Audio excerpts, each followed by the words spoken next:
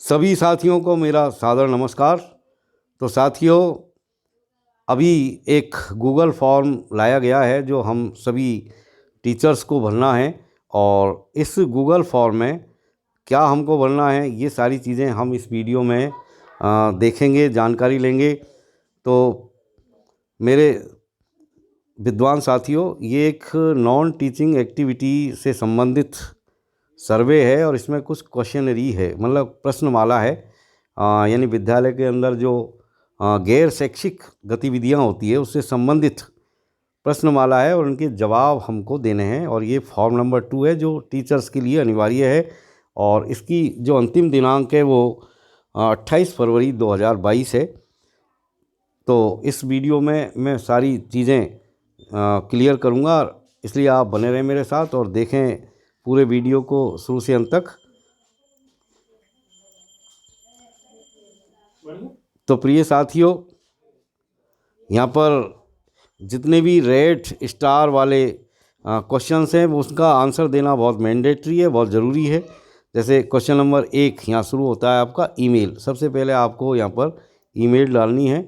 उसके बाद में नेम ऑफ द टीचर, यानी आपका पूरा नाम यहाँ पर लिखना है, टाइप करना है। और उसके बाद में अपना जेंडर लिखना है, मेल है तो मेल और फीमेल है तो फीमेल। आप ये गोले पे उंगली रखेंगे, वैसे ही वो आपका क्वेश्चन का आंसर आपको ले लेगा ये फॉर्म। मोबाइल नंबर यहाँ पर आपको टाइप करने हैं। आप जैसे ही उंगली रखेंगे और तुरंत आपके सामने जो है कीबोर्ड आ जाएगा और वहाँ से आप टाइप करके अपने मोबाइल नंबर यहाँ पर टाइप कर सकते हैं। फिर ईमेल आईडी, यहाँ पर भी ये मैंडेटरी है। और ईमेल आईडी एक बार फिर स्पष्ट अक्षरों में आपको लिखनी है, साफ साफ। नेम ऑफ द स्कूल लिखेंगे, विद्यालय का नाम, और full postal address of the school, यानी विद्यालय का पूरा डाक का पता यहाँ पर आपको लिखना है। फिर ये अगला क्वेश्चन है, यहाँ पर आपको स्कूल का यूडाइस कोड लिखना है, यानी यूडाइस कोड जो भी है वो आप यहाँ पर लिखें। फिर कौन से विलेज में स्थित है विद्यालय वो आप यहाँ पर लिखेंगे। ब्लॉक, यानी पंचायत समिति या जो भी आपकी तहसील है वो आपका जो ब्लॉक है वो यहाँ पर आप टाइप कर देंगे। डिस्ट्रिक्ट नेम में आपको चूज़ करना है, ये ड्रॉप डाउन लिस्ट है। और ड्रॉप डाउन लिस्ट को जैसे हम ऐसे खोलेंगे तो ये डिस्ट्रिक्ट्स के नाम यहाँ पर आ जाएंगे। जैसी भी आपकी डिस्ट्रिक्ट है, जहाँ भी आप, जैसे अलवर है तो आप यहाँ पर अलवर लिखें और पिन कोड डाल दें। और नेम ऑफ स्टेट, यहाँ पर आपको अब स्टेट चयन करनी है। अपने राज्य का नाम भी ड्रॉप डाउन लिस्ट में खुलेगा और वहीं से आपको उसको दबा के यहाँ पर लाना है। टाइप ऑफ टीचर, यानी आप नियमित अध्यापक हैं तो आप रेगुलर पर यहाँ पर टिक कर देंगे, अदरवाइज़ आप कॉन्ट्रेक्चुअल पर करेंगे। एजुकेशनल क्वालिफ़िकेशन, ये ड्रॉप डाउन लिस्ट में से जैसे आप खोलेंगे तो ये आपको यहाँ पर करना क्या है कि आपको जो अब अंतिम जो क्वालिफ़िकेशन है वही यहाँ पर लिखनी है। जैसे आप अंतिम डिग्री आपकी पोस्ट ग्रेजुएट है तो पोस्ट ग्रेजुएट आप टाइप कर दें। सोशल ग्रुप लिखना है, जैसे आप जनरल है तो जनरल पे करिए, एससी है तो एससी पे करिए, एसटी है तो एसटी पे आप कर देंगे। और फिर यहाँ पर आप अपनी कास्ट को स्पेसिफाई करके लिख देंगे, यानी आप अपनी कास्ट का नाम भी यहाँ पर लिखें। Please specify here other social group. Total teaching experience in years, यानी जब से आपकी नौकरी लगी है तब से लेकर के अब तक आप कैलकुलेशन कर लें और वो वर्ष के रूप में लिखें। जैसे आपको 27 साल हो गई तो आप 27 लिख दें। Total working years in current school, यानी वर्तमान स्कूल में आपको कितने वर्ष हो गए काम करते हुए वो आप यहाँ पर लिख दें। जैसे 3 साल हो गए तो आप 3 लिख दें, यहाँ पर नीचे से खुल जाएगा ये। 4 हो गए तो 4 कर दें। Number of working days during the current academic year, यानी वर्तमान जो सत्र आपका चल रहा है उसमें कितने वर्किंग डेज है वो गणना करके, कैलकुलेट करके आप यहाँ पर लिखेंगे। यानी प्रत्येक महीने में आप देख लें कि जितने भी वर्किंग डेज है वो फरवरी तक जोड़ करके आपको यहाँ पर अपना आंसर लिखना है। Lowest class in the school, यानी विद्यालय में अंतिम कक्षा, यानी कहाँ से शुरुआत होती है, यानी जो सबसे छोटी कक्षा है। जैसे कक्षा 1 है तो आप कक्षा 1 यहाँ लिख दें, जैसे क्लास 1। और फिर highest class in the school, यानी उच्चतर जो कक्षा है, जैसे 12 तक का स्कूल है तो आप कक्षा 12 यहाँ पर लिख दें। टाइप ऑफ स्कूल, यानी किस तरह का स्कूल है, जैसे को एजुकेशन है तो आप को एजुकेशन लिख दें, मतलब जिसमें लड़के और लड़कियां एक साथ पढ़ते हैं, सह शिक्षा वाला स्कूल। शिफ्ट इन स्कूल यानी कितनी शिफ्ट चलती है, यदि शिफ्ट चलती है तो यस करें, नहीं चलती है तो नो करें। मैनेजमेंट ऑफ स्कूल, स्कूल का मैनेजमेंट कौन करता है, तो जैसे गवर्नमेंट डिपार्टमेंट ऑफ एजुकेशन करता है तो आप उसको लिखें। स्कूल की लोकेशन बतानी है, यानी वो ग्रामीण क्षेत्र में है तो आप रूरल लिखें, अर्बन यानी शहरी क्षेत्र में है तो अर्बन कर दें। और year of establishment of school यानी वर्ष लिखनी है आपको, स्थापना वर्ष यानी विद्यालय कब खुला था उसका वर्ष लिखना है। जैसे 1950 तो आप 1950 यहाँ पर लिख दें। When does the academic session starts, या मंथ का नाम लिखें, यानी एकेडमिक सेशन कब शुरू होता है, शैक्षिक सत्र कब शुरू होता है, तो यहाँ चूज करके महीने का नाम लिख दें आप। जैसे जुलाई से होता है तो ये जुलाई आप यहाँ पर टाइप कर देंगे।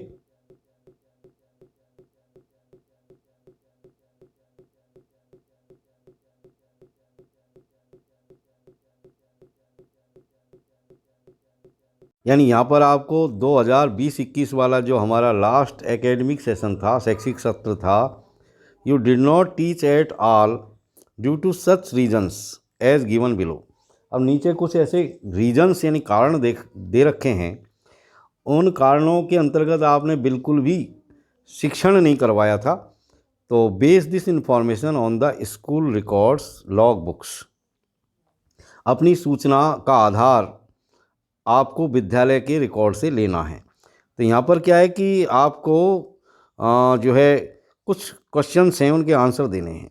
जैसे कि भाई ऐसे कौन से दिन थे या कितने दिन ऐसे थे जब आपने टीचिंग नहीं करवाई, और जैसे नंबर 1 पे बीइंग ऑन लीव, तो यहाँ पर आप आंसर लिख रहे हैं अपना, यानी आप कितने दिन छुट्टी पे रहे, चाहे आपकी मेडिकल लीव है, चाहे कैजुअल लीव है, किसी भी तरह की लीव है तो आप यहाँ पर लिखें, क्योंकि उस दिन आपने शिक्षण नहीं करवाया।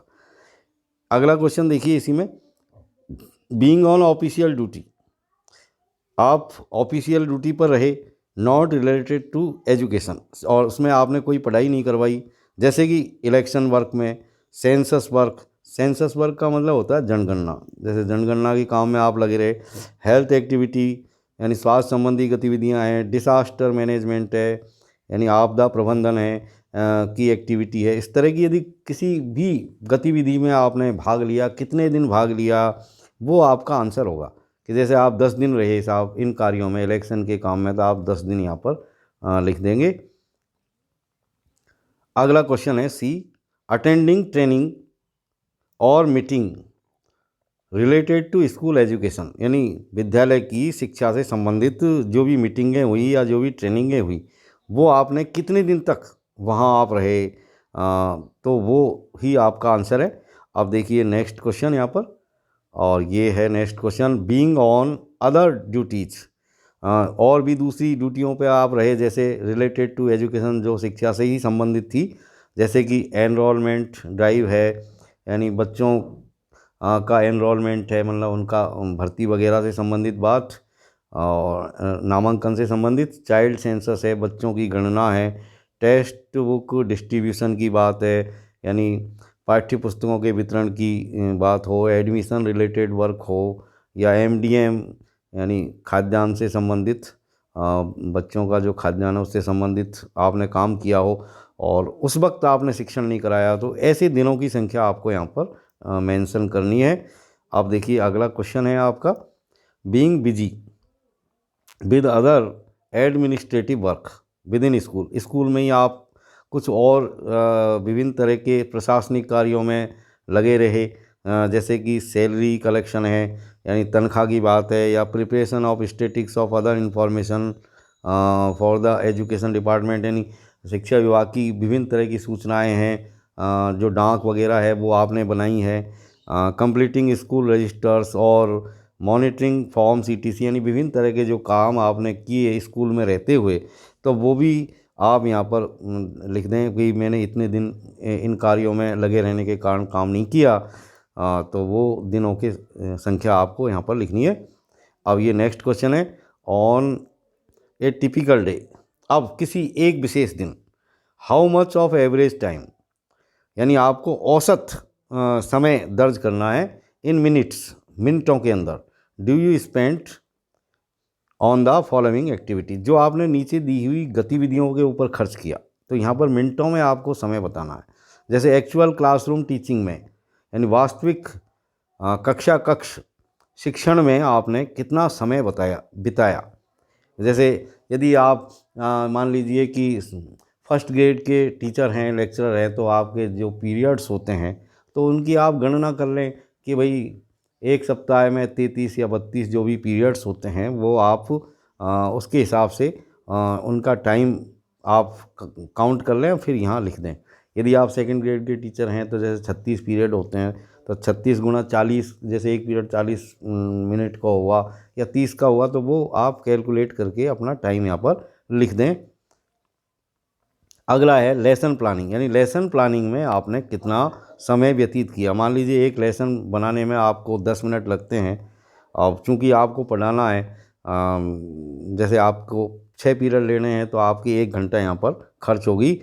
फिर है आपका इवेल्युएटिंग आंसर स्क्रिप्ट्स, यानी बच्चों की जो कॉपियाँ आप जांचते हैं उसमें आपने कितना समय लिया, वो आपको यहाँ पर आंसर लिखना है।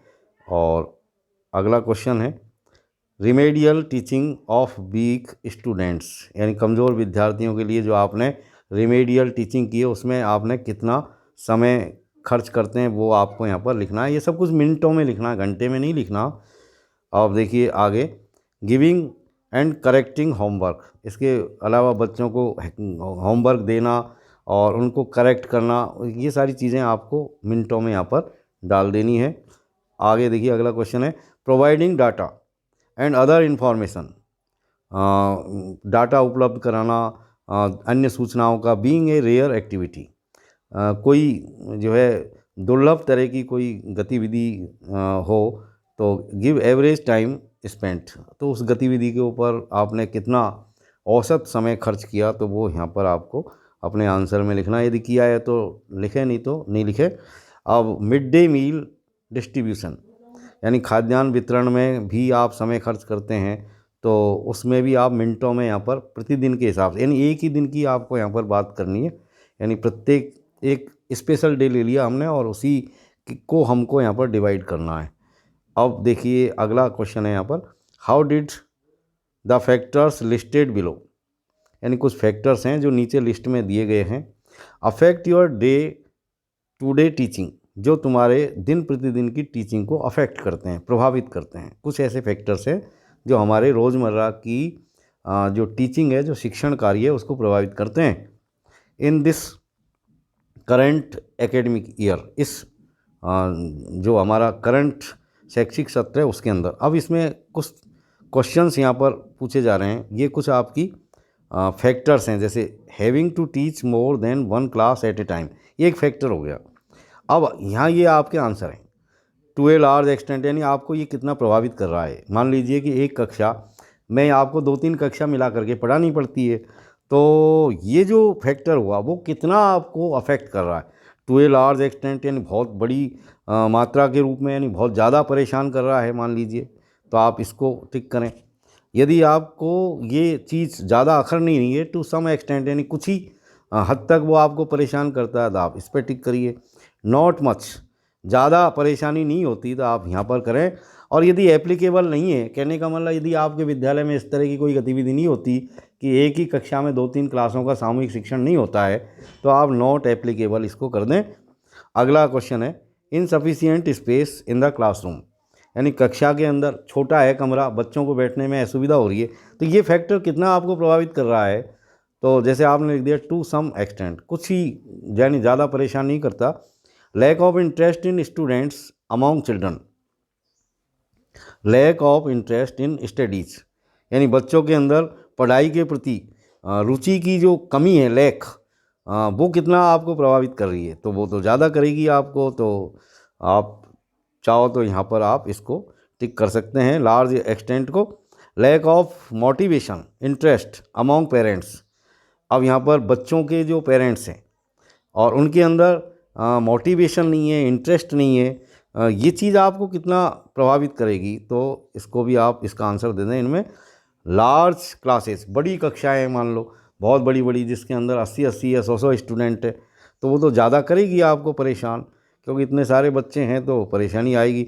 Non availability of learning materials, मान लो विद्यालय के अंदर या कक्ष के अंदर लर्निंग मटेरियल्स की अवेलेबिलिटी नहीं है, यानी उपलब्धता नहीं है, यानी टीचिंग जो एड्स है, कहने का मतलब जो लर्निंग मटेरियल्स है, शिक्षण सामग्रियां जो है वो उनकी अनुपलब्धता जो है, यानी उपलब्ध नहीं है, तो वो कितना आपको परेशान करेगी।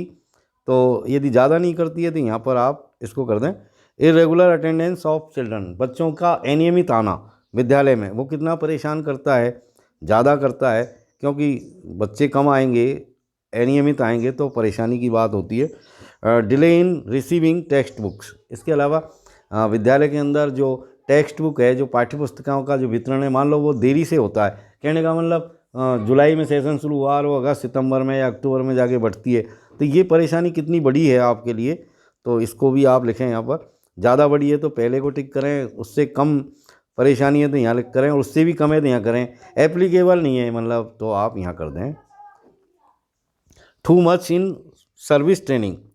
इसके अलावा आपको बहुत सारी ट्रेनिंग्स में जाना पड़ता है, इन सर्विस वाली जो ट्रेनिंग्स हमारी जो प्रशिक्षण होते हैं, तो वो कितना परेशान करती है, तो यहाँ पर इसको करें। और assignment of non teaching work, इसके अलावा गैर शैक्षिक जो कार्य होते हैं उनके जो काम आपको करने पड़ते हैं वो कितना परेशान करता है, बहुत ज़्यादा करना पड़ता है तो यहाँ करें कम, यानी तो आप यहाँ नंबर 2 वाले बॉक्स को टिक कर दें। एनी अदर, इसके अलावा और कोई बात हो तो उसको भी आप कर दें एनी अदर, नहीं तो नॉट एप्लीकेबल कर दें आप any other, please specify here, यानी आपको यहाँ पर, यानी इनके अलावा भी यदि कोई और पॉइंट है तो यहाँ उसको स्पेसिफाई करना है, यानी लिखना है। तो यदि ऐसी कोई समस्या नहीं है तो आप यहाँ पर लिख दें अपना आंसर।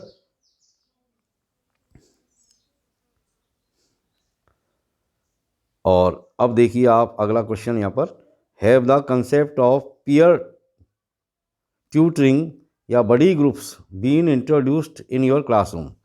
यहाँ जो बताया पूछा जा रहा है आपसे कि यानी जो पीयर ट्यूटरिंग या बड़ी ग्रुप्स का जो कंसेप्ट है, अब ये पीयर ट्यूटरिंग या बड़ी ग्रुप्स कहते हैं साथी शिक्षक, साथी शिक्षक, यानी एक साथ जब एक ही टीचर के साथ दूसरा भी टीचर क्लास में आ जाए और अपने साथी शिक्षक के साथ कक्षा में इसी सिद्धांत के साथ बच्चों को यदि इंट्रोड्यूस किया जाए, इसी तरह हम उसको सिखाएं, तो ये जो कंसेप्ट है, तो आपसे पूछा जा रहा है कि have the concept of peer tutoring या buddy groups been introduced in your classroom, क्या इस तरह का ये कंसेप्ट आपके कक्षा में काम में लिया जाता है। यदि कि भाई तुम अकेले ही पढ़ाते हो या 2-3 टीचर एक साथ ही पढ़ा रहे हैं तो आप यस करें, नहीं तो नो कर दें इसको।